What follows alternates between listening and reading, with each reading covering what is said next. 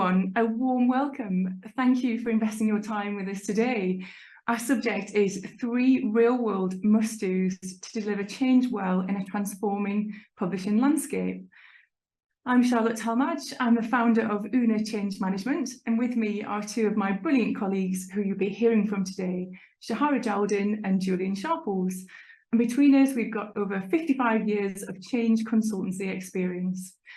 So Unaa is based on the Latin word for together, and this is our core philosophy which underpins how we work and collaborate for better outcomes. And our vision is to improve the employee experience of change in publishing across the world, one nudge at a time. Because when people have a positive change experience, they're happier, they're more productive, and change is more likely to happen faster with less risk and stick when it's delivered. So a little orientation before we begin. Please do ask questions in the Q&A Zoom feature throughout, not the chat box, and vote for ones you would most like to be answered. We'll pause at the end of each section to answer questions, and we'll also make sure that we circulate the answers to any questions we don't have time to answer in the session. We'd like to continue our relationship with you after today's masterclass. So after we've finished, we'll share this presentation, a summary infographic to help you digest what you hear and apply it to your own unique context. We also offer a complimentary change surgery to help you solve your change challenge or opportunity, meeting in person at the Frankfurt Book Fair or virtually afterwards, and we'll share a calendar link at the end. So what do we hope you'll learn today? So 3 must-dos to deliver successful, sustainable change. How to put your people at the heart of your change effort to deliver your business strategy, and how to lead and think about change in a landscape that's constantly transforming. And at the end of the session, we'll ask you to share one thing you intend to do differently from now on because of the masterclass. Over to Shahara. Thank you, Charlotte. So if we could summarize what we're going to share with you today, simply, this is it. Get clear on your why and your business outcomes. Encourage a broad range of voices to align behind them. Continuously engage with your people and make change the new norm. Exceptional organizations and change facilitators advocate for this. It will deliver rapid improvements in how you manage change to deliver strategy. Before we move into our first must-do, let's reflect. Where are you right now in your change journey? You may be navigating a new technology implementation, digital transformation, organizational change, or embedding new sales models, or maybe you're managing open access requirements and mandates. So streamlining workflows or building change capability. The must-dos and everything we share today in today's masterclass are relevant, whatever the type or context of change. Over to you, Charlotte. Thank you. And I think we've just got one lag on the slides. We just need to be one further along so we can wow you with our drawings. Brilliant, brilliant. So our first must-do. So the first must-do is to get clear on your why and your business outcomes. And it may sound simple, but it's fundamental to successful change and transformation. So moving on to our next slide. And this starts with being clear on the why. So of all the change we've seen in the last 24 months, this is the #1 reason why change runs into difficulty. And we saw it most spectacularly on a large technology transformation programme where senior leaders weren't aligned on whether the change was a technology upgrade, a streamlining of business processes, or a move to global ways of working. And the problem is that not enough upfront thinking is done on what the business wants to achieve and why. And without this clarity, it's difficult to get managers and people aligned behind a common cause with any sense of cohesion or urgency. So start by asking yourself, why do you want to introduce new technology, for example, or change your operating model, or shift to digital platforms, or whatever your change is? What are the benefits to the business, your people, and your customers? And these answers will anchor your work and serve as a guiding light for decision making. And one of the best ways to make your why more tangible is to create a memorable vision statement for the change. A vision is a compelling picture of a better future, and it helps to galvanise your people and align everyone behind the shared purpose for change. One of the stumbling blocks we see is not communicating the end state regularly enough. So don't let your vision sit idly in project charters. Communicate it constantly, because people are busy and they need to hear those messages several times. So repeat it often through different channels, put it at the start and end of your presentations, for example, anchoring your people on a shared message and a shared goal. Next up is clarify the must-have business outcomes. So to make your change ambitions concrete, identify the specific business outcomes your change must deliver. And taking this approach ensures that your change is grounded in the business needs of your people and your customers, and not, as is common, in what technology can do, for example. And one of the biggest challenges we've seen in publishing is letting an enabler like technology drive the change in what's delivered versus what the business needs. So we've seen situations where projects have been pulled or paused because the solution wasn't fit for purpose, because the business hadn't been involved in shaping what they need to see up front. And it takes time to get this right. And it's not to say that you need everything figured out at the start. You just need to be directionally correct at the outset, remain agile and keep reviewing the relevance of your outcomes and your progress towards them, and get the ugly stuff out early. So what will people lose? Know what some of the fundamental challenges are and be able to explain them, stand in other people's shoes and feel it from their perspective, because empathy is so important. So moving on, get alignment on your business outcomes. So once you've clarified the must-have business outcomes, it's really important to get leaders to agree on them early. And you can only do this by investing time in working together and having those honest discussions to make sure the outcomes are crystal clear. This alignment should mean there'll be less resistance later down the line, slowing you down and burning through your budget. It's hard work, and it does involve a lot of conversations, listening and adapting your approach, your change approach as a result, but it's so critical. And we're not just talking about top leaders. We've seen big programs fail where the middle managers are not clear what the program is trying to achieve. And we're not recommending over-consultation, which could slow you down, but we're suggesting that from the start, you align and involve key people who are critical to the project, who can shape the work and advocate for it across your organisation. Now over to Shahara, who will share a case study to bring this must-do to life.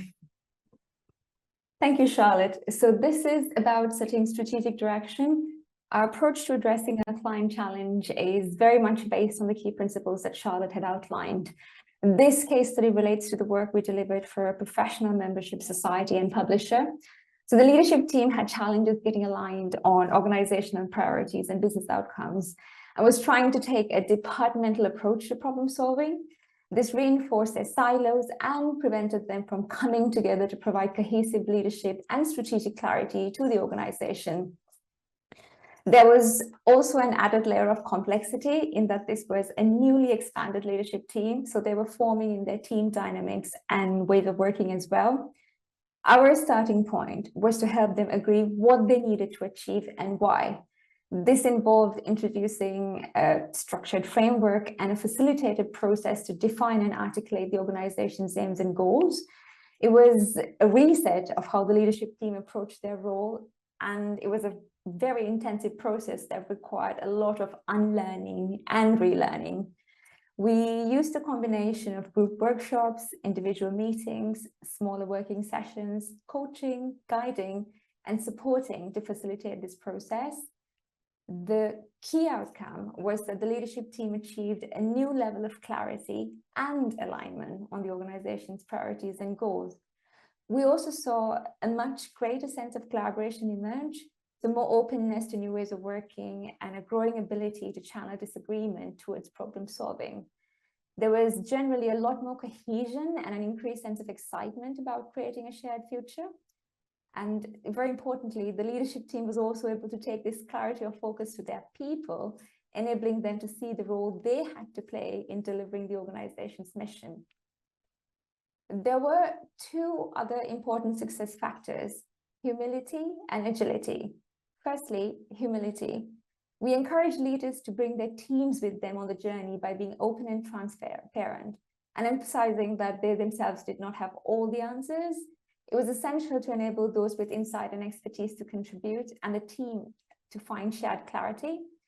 Agility was essential because the organization was and is operating in a rapidly evolving context. We encourage leaders to regularly revisit the agreed business outcomes to ensure they're still relevant and to adapt if they weren't. They continue to review their focus, approach, and ways of working as a team to ensure they remain on course to deliver. And finally, a quote from the client's chief publishing officer reflecting on what they have learned through this process.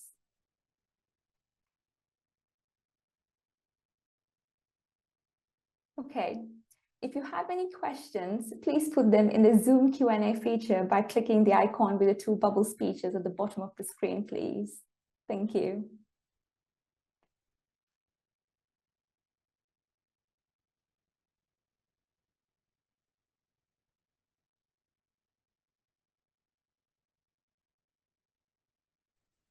So I've got one question that's come through, probably for you, I think, Charlotte, but I'm interested to hear your view as well, Shahara.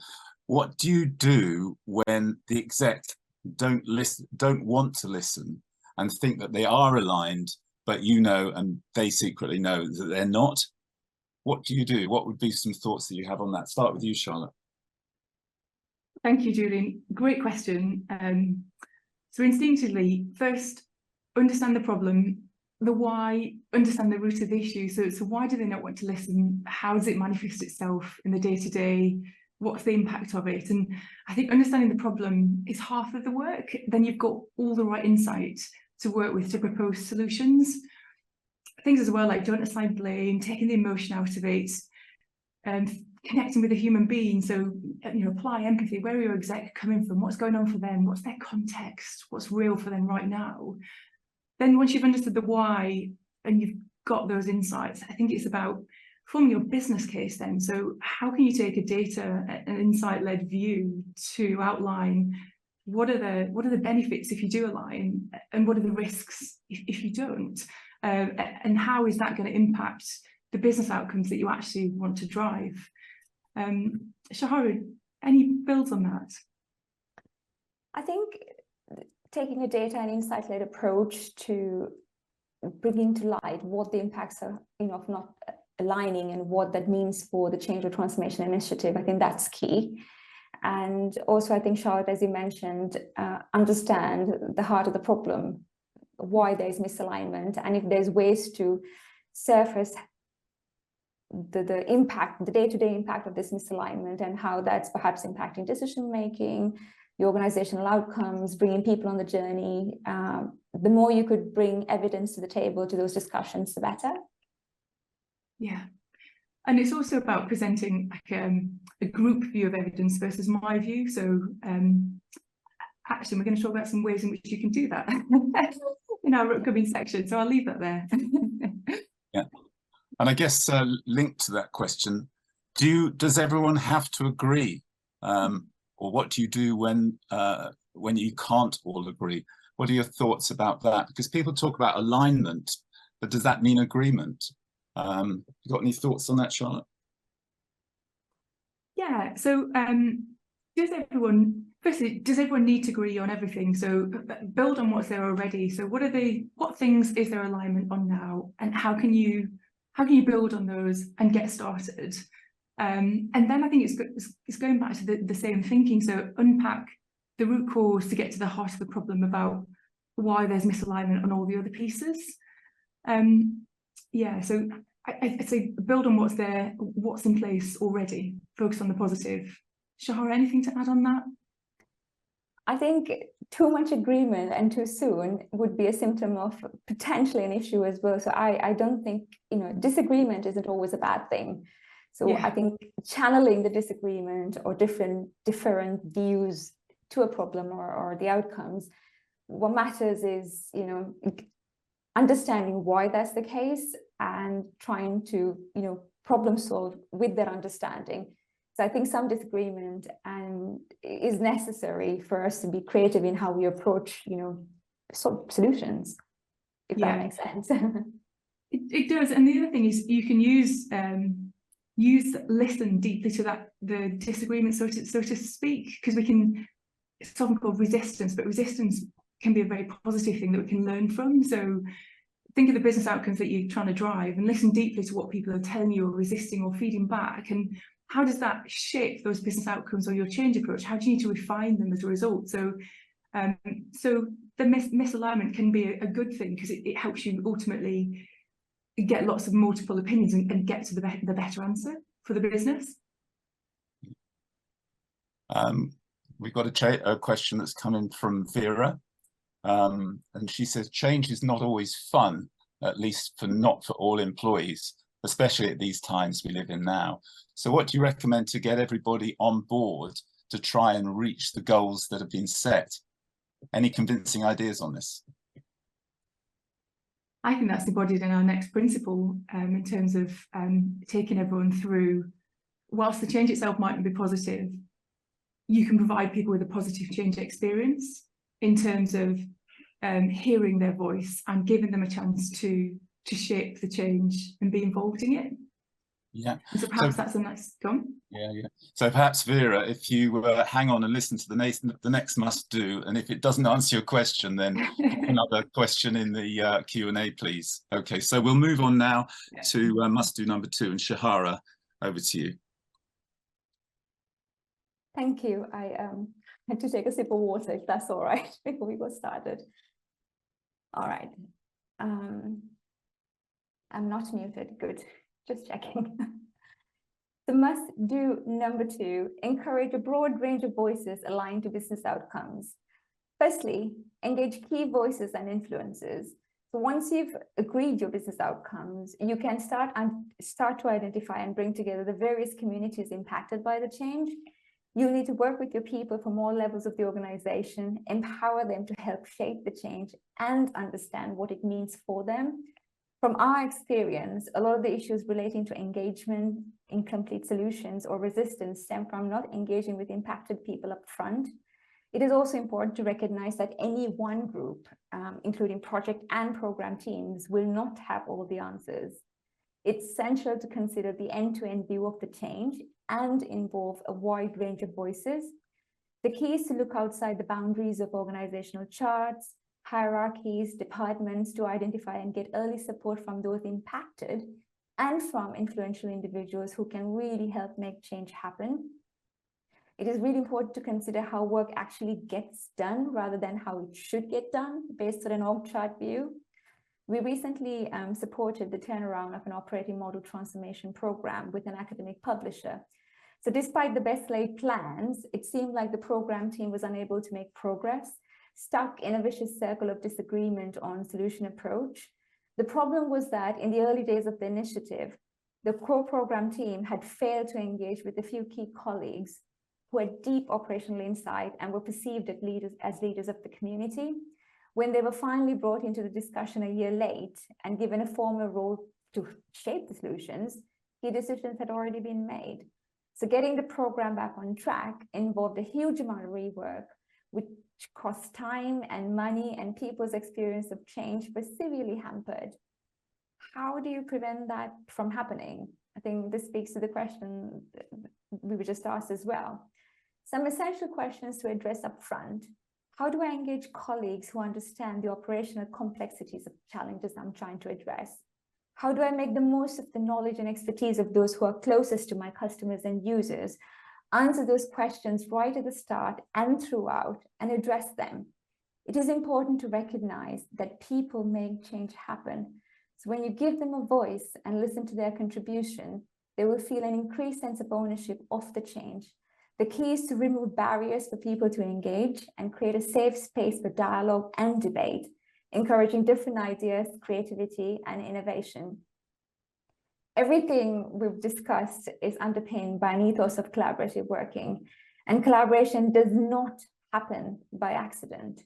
You significantly increase your chances of success by designing collaborative ways of working and processes to drive shared outcomes and enable collective problem solving, and embedding these ways of working into how you deliver change. Gartner told us this year that organizations collaborating with employees and giving them an active voice are 14 times more likely to achieve change success. When you do the work to identify your key influencers, subject matter experts, and the communities impacted by change, take the time to understand the various teams and people that need to come together, that must come together to give you the best insights into the problems. These are the people who can help you get to the root causes and accelerate the thinking to develop solutions that are both robust and holistic. The most successful change initiatives are underpinned by strong engagement approaches with formal and informal platforms and feedback loops in place to regularly gather input from people impacted by the change across all levels. The key here is to really provide opportunities for those impacted to meaningfully engage with the process, to do so from the start, and ensure your engagement cuts across the boundaries of departments and titles. This does not mean you're trying to deliver change by committee. What you're doing is creating the conditions for success by facilitating meaningful ways for people to be a part of the journey, to add value and truly see themselves in the results and outcomes. And now, Julian, I think you're going to walk through a case study where we helped our client encourage a broad range of voices. And perhaps after that, we can come back to Vera's question. Yeah, sounds good. So our client in this case was a large UK energy company, and the client had a major change program that was underperforming. And leadership wanted to know why, and and what they could do to improve it. And that they wanted their approach to be led by their people. So Unaa has a suite of 5 change program diagnostic tools, one of which is called Change Program Effectiveness. And we implemented this via a 3-month pilot with a client. The Change Effectiveness Diagnostic collects data via a very short anonymous survey that we call a pulse check. And we run it at the beginning of existing meetings involving the program by dropping a link to the survey into the chat on the call. And we agree with the client in which calls we're going to run it. So in this case, this included program calls such as weekly delivery check-ins and meetings that included business stakeholders such as workstream updates and change networks and what have you. We then agreed with the organisers of the meetings that the meetings will only start once everyone on the call has submitted their pulse check, which takes no more than 3 minutes.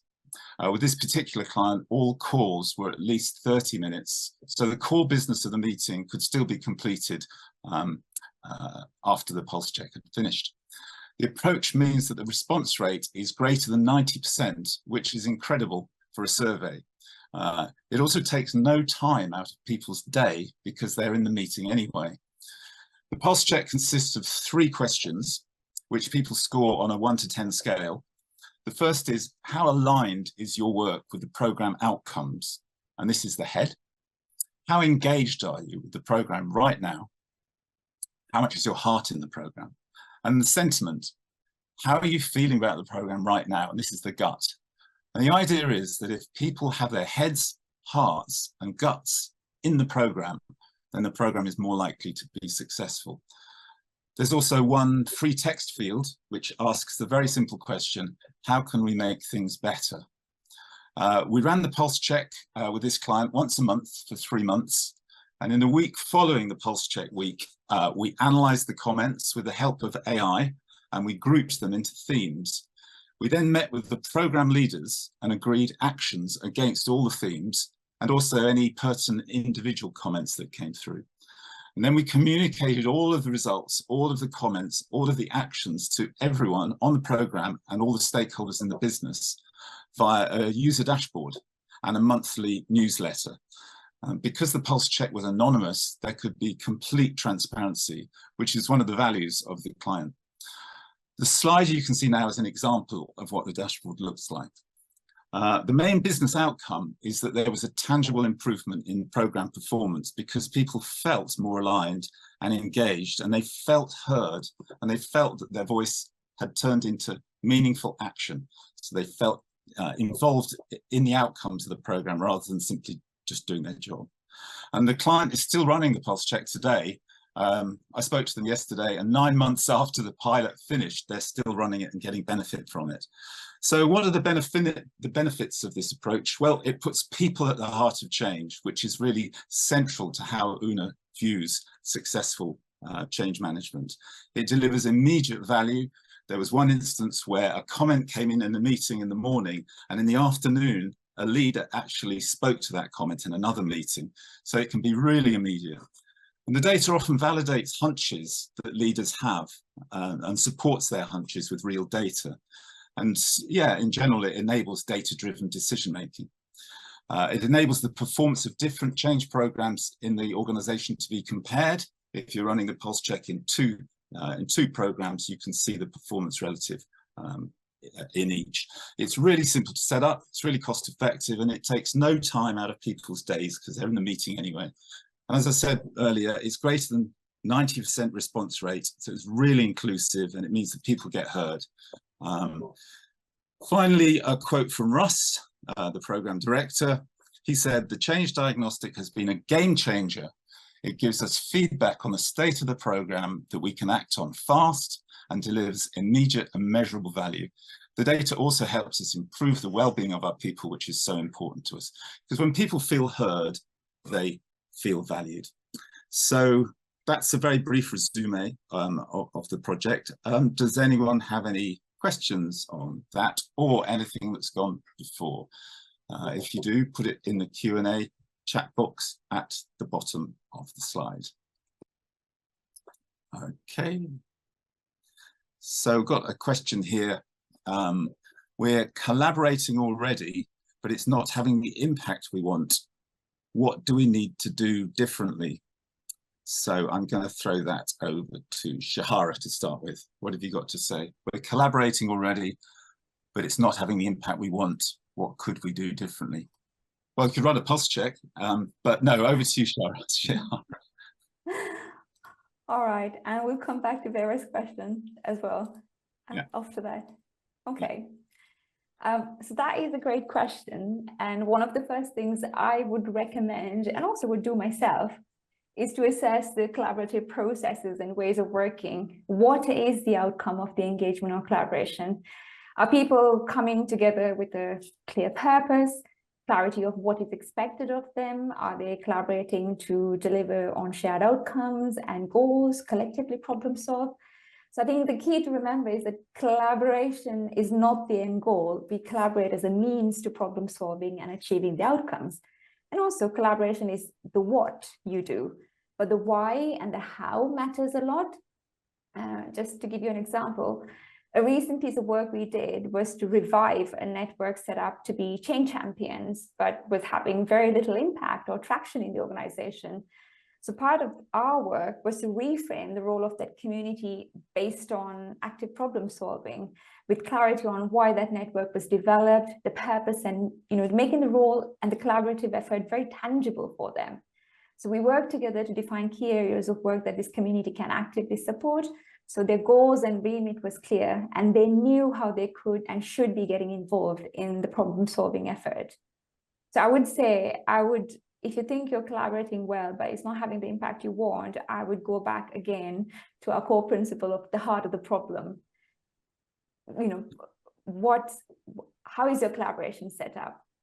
Is it meant to be delivering, achieving? Is it anchored on shared goals, and is it galvanizing people based on shared problem solving? Anything to add, Charlotte, Julian? I think that was great, Shahara. I think that was great. Good. Yeah. That's good. Moving on, I guess I just wanted to go back to Vera's question. Change is not always fun. I absolutely agree with that. At least not for all employees. What do you recommend to get everybody on board to try and reach the goals set? And so, yeah, I would say certainly at this energy company client, it's not that the pulse check made the program into a bundle of fun, but it did actually engage pretty well everyone on the program, and they did feel that they had a voice, and they did feel that action resulted from that voice.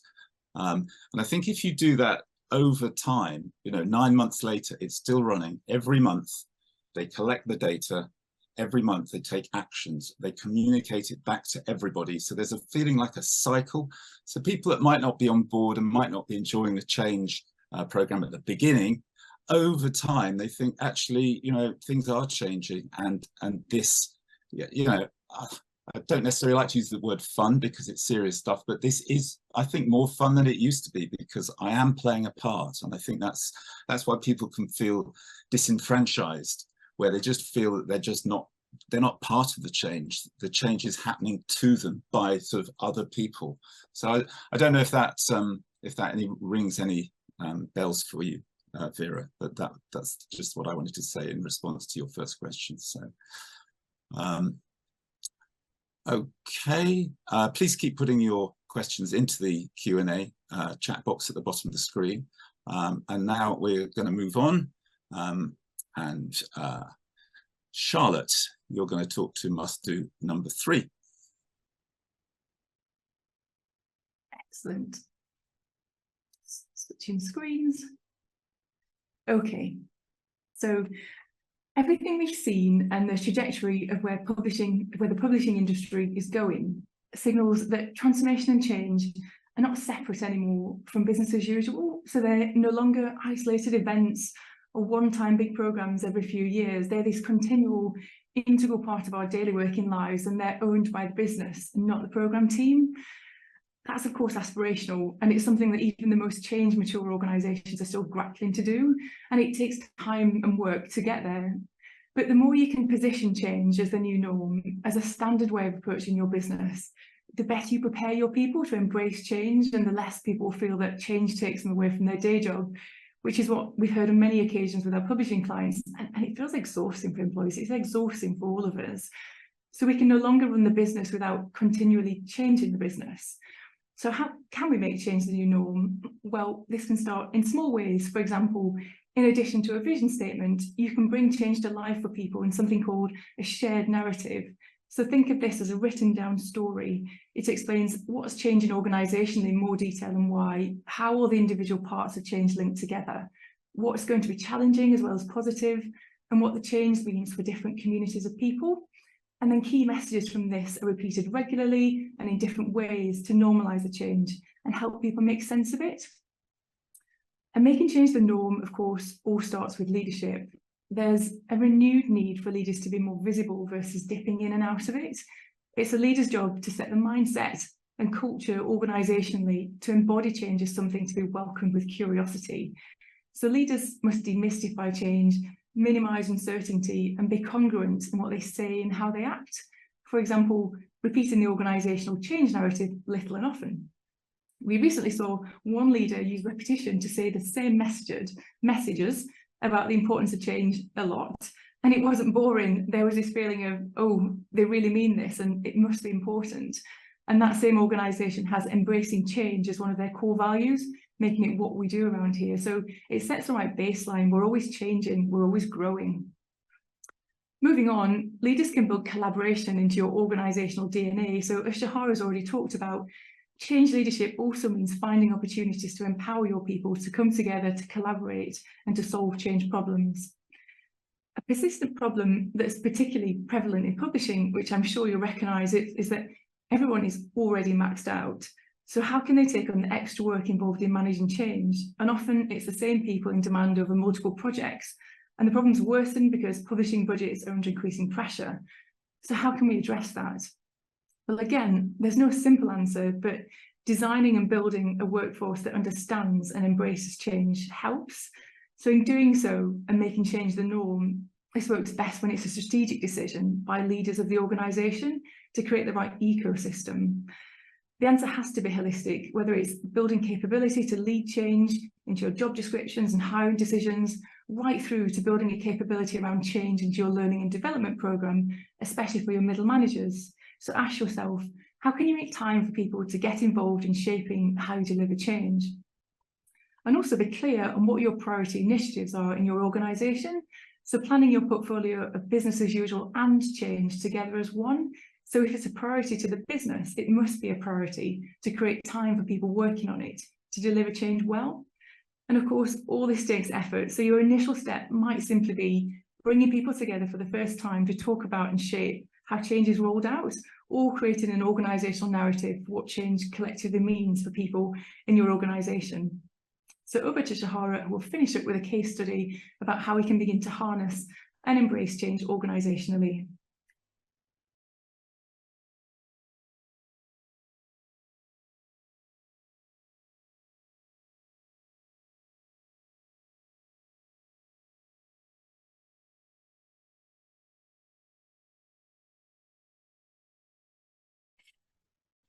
All right, I am so sorry.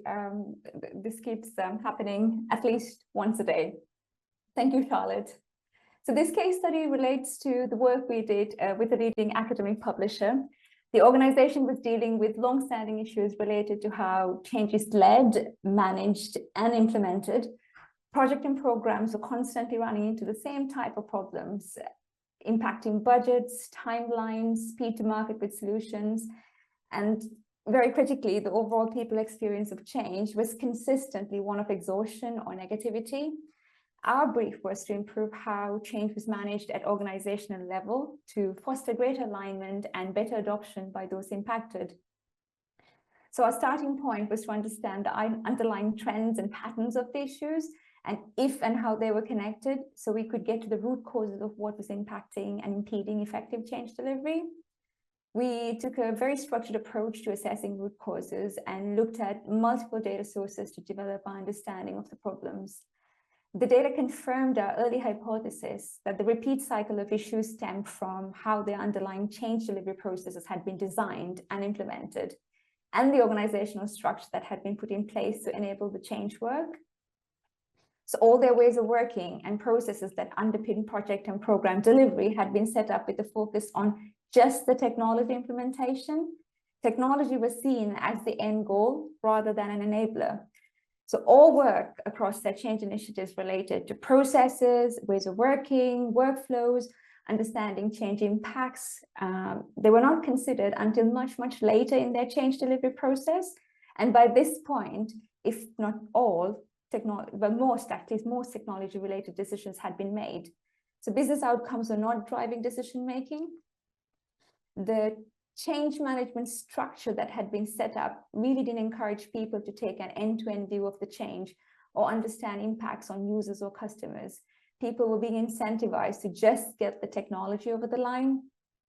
So the solution options that we had proposed looked at how to address these issues systemically.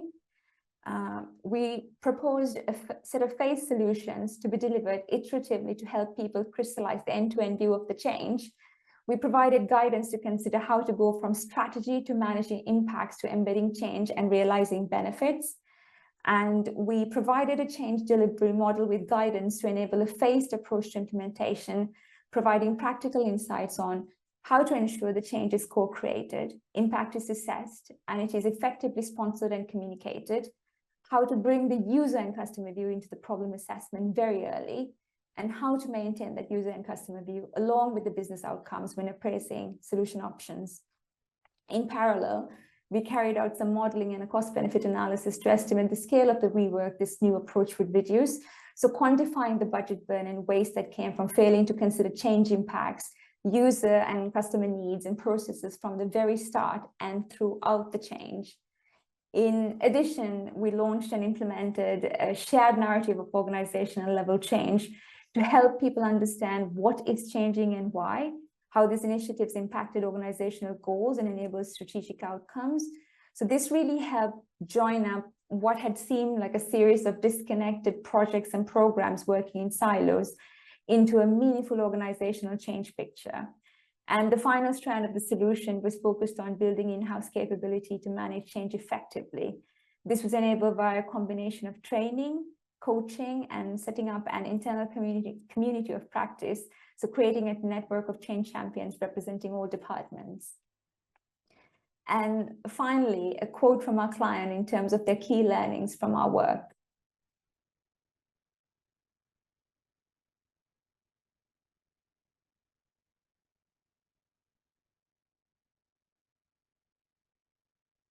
Thank you. I think we're ready for more questions now.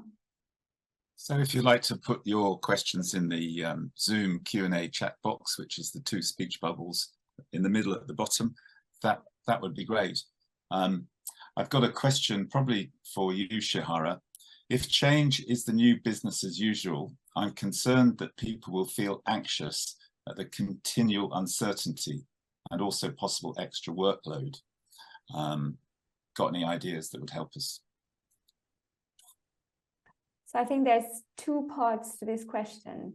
It's the anxiety around uncertainty and the extra workload. I think one of the ways to try and reduce the anxiety around the uncertainty is to actively work with people to help them navigate the anxiety, navigate the uncertainty.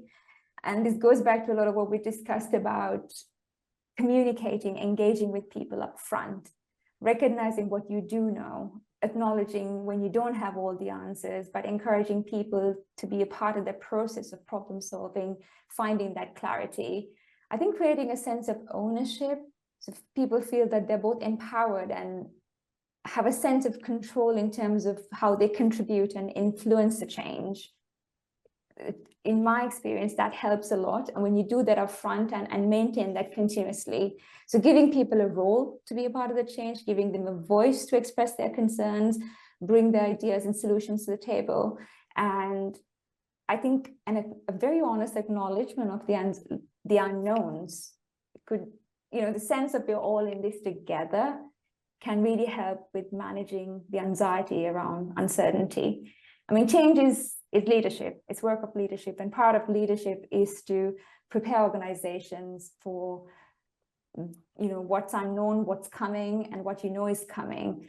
And the more you do that in dialogue, in partnership with people, and bring them to the fold and work with them and create that sense of community around change, I think that helps people better navigate the uncertainty around it, because there's that sense of, like I said, we're all in this together. We have a role to shape the future of organization. So the workload issue, sorry. Carry on. I think that's really good, Shahara. Charlotte, did you want to add anything to that? I think that was great. Maybe around the workload, it's about if the change that you're doing is a priority to the business, then it has to be a priority to release some workload to do it. So, and the other thing around that is, as humans, we typically fill the time we have to do something. So how can we make more time if there's something new that we want to prioritize?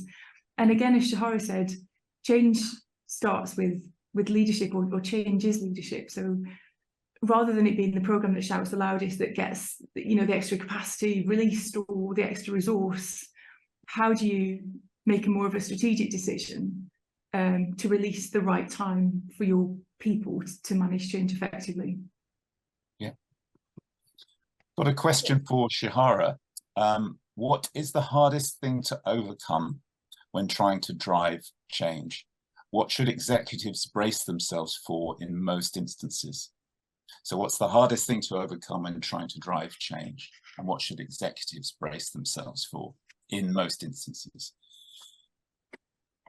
I think it's the recognition that change is the work of leadership, and the engagement. It's a lot of work, and it often sounds very simple, align on outcomes, have conversations, engage with people. It never is as simple in reality. And different voices coming your way, and being able to listen to all of it and take a very balanced view, keep the dialogue going, bringing people on the journey. So I would say meaningful dialogue, bringing people on the journey, and aligning people towards shared goals. It sounds simple on paper, but it never is. And so I think if you go in to lead any change or transformation initiative, if you're the sponsor, if you're the exec, recognizing that there is you've got your work cut out to bring people along with you, and that will be half the battle. Well, not battle, but half the problem that you're trying to solve. Does that answer? Oh, I hope it does answer the question. And I think just a previous point around workload, because this comes in as another blocker. Execs are constantly told that we don't have the time, because there's a lot to get done, and there's a day job that most people think, that most people spend their time on. I think it's about prioritization. Is ruthlessly prioritize and deprioritize. That's how you make time for people to engage. And this, I find execs they tend to find it very hard to deprioritize. Everyone knows what to prioritize, but then what's the trade-off? So I would say a combination of things, but underpinned by that engagement, the dialogue, bringing people on the journey. Yeah. Anything to add, Charlotte? I think to say that often in organisations we can be scarred by the past. So how change has been managed before, it can be quite a negative experience. And so there's a chance for leaders to So just start with small things, but just nudge mindsets and feelings in a different way for it to be different. So, you know, asking for the feedback, but then actually acting on it in the ways that Julian's talked about. So I guess the point is we don't have to be constrained by what's gone before. We've got an opportunity to shape something different with a fresh mindset around it, both as leaders and as employees overall, because we collectively all own the change. Yeah, the only thing I would add is what should executives brace themselves for in most instances? There's a book and the title is "What Got Us Here Won't Get Us There." And I think perhaps it's that. Execs have got to where they've got to by doing things in a certain way. And change might mean they have to actually do something different to get to the next level. And that is hard. Doing things differently needs a different mindset sometimes to what's got you here. And that can be a real challenge, and it can take time to have that shift of mindset. Absolutely.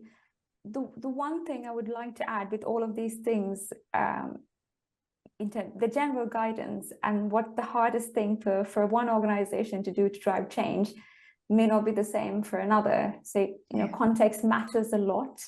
The specific situation in which you're in, the context, the culture, particularly the culture and ways of working, and as Charlotte pointed out, the history. These all sort of shape what you would personally find your organization, what's the hardest thing to do or overcome when driving change. As a general principle, though, I think getting your people aligned, looking forward, and recognizing that it will be hard work and being very conscious of it could be quite helpful. Thanks, Shahara. So we'll move on and hand back to Charlotte. Great, thank you. So to finish where we started from, our quote sums up what we've talked about today, and that's: get clear on your change outcomes, encourage a broad range of voices to align behind them, continuously engage with your people, and make change the new norm in your organisation. And exceptional organisations and change facilitators advocate for this. So no matter how small a first step you can take to bring some of these things to life, you'll begin to improve how you manage change to deliver strategy.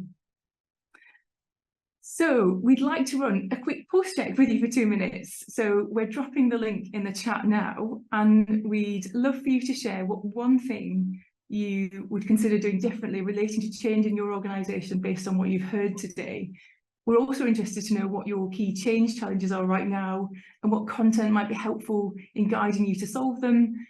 So we'll give everyone 2 minutes to complete that exercise, and the link is being posted in the chat now.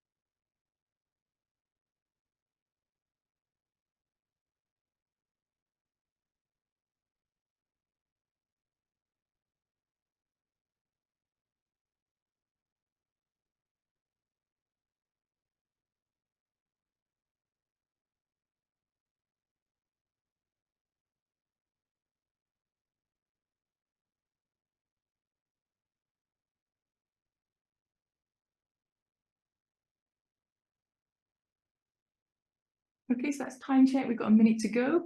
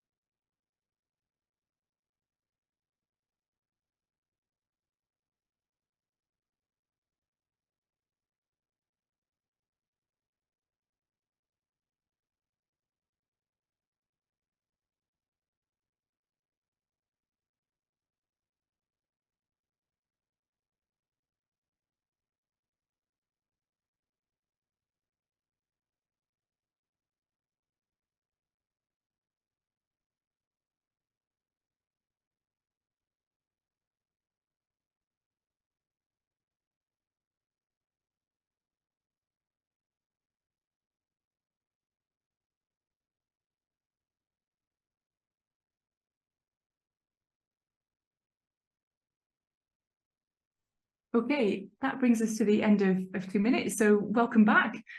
We're really looking forward to reading and taking action on what you've shared in the post-check. And we'd love to meet up with you in Frankfurt or online to discuss this. We're putting a link to our calendar in the chat now, so please use this link to book a slot.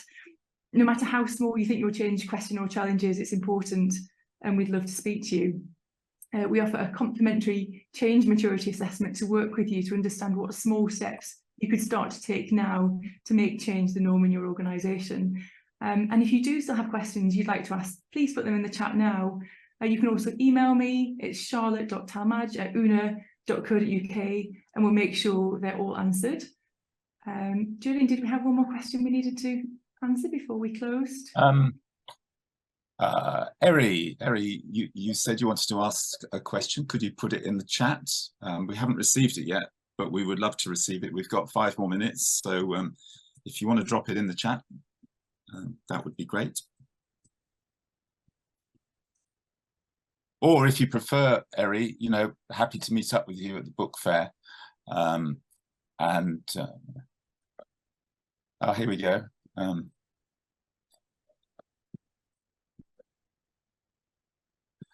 The question is, hello from Switzerland. I was wondering, with the topic of this webinar about transforming publishing landscape, I was practicing in publishing and also book editor in this field. Can I ask one question, please? What format to suggesting adaptation, transforming publishing landscape in the modern era with technology and social media? So what ideas do we have on transforming the publishing landscape using technology and social media? So who would like to pick that up? Charlotte, do you want to go? So if that's about directionally where your organisation wants to go, I think some of the same principles apply. So why are you looking at changing and what do you want to do? And getting really clear on that before you think about the solutions, before you think about the technology or the social media solutions. And by having that insight and that, you know, crystal clear direction, it's enable you to look at all the different options and choose the right one. Let me see if there's another nuance to that question. I was going to add to that, Charlotte. I think yeah, go for it. Yeah, yeah, don't jump to the solution. Have the courage to stick with the problem, which can be incredibly painful sometimes. We all want to jump to the solution so we can feel better, but sometimes sticking with the problem can be a very rich process. So it's tempting to jump to social media or jump to a solution, but until you're really grounded in the guts of the problem, then any kind of solution could be wasting your time. That would be my thought. So I hope that comes close to answering your question, Eri. I'm very happy to meet up with you, as I say, at the book fair. If you want to just click the Calendly link further up the chat, it'd be great to meet you and perhaps hear more about what your challenge is there and how we might be able to work with you. Great, or drop us an email if you're not at the book fair, or we could meet virtually. Yeah. I've dropped Charlotte's email into the chat there, so if anyone wants to just drop a line to her on behalf of the 3 of us, that would be great. We've got something coming in from Alicia. She says, thanks for the great discussion. Question for any speaker. Any insights on why the publishing industry is still more of a reactive to change than driving change? That's an interesting one, isn't it? So who'd like to pick up on that? Why is publishing still more reactive than driving change? I think no, you go, Shahara. You go. I was just going to make the point firstly that in the world that we're in at the moment, there's so much change that there's always going to be an element of us having to be reactive and building a resilience around that. But then the flip side of that is the work that we can do around strategic planning and working out where we need to go organisationally, the why, the outcomes that we're trying to drive and the solutions we need to look out for. But Shahara, strategic planning is your area of expertise. I'm going to hand over.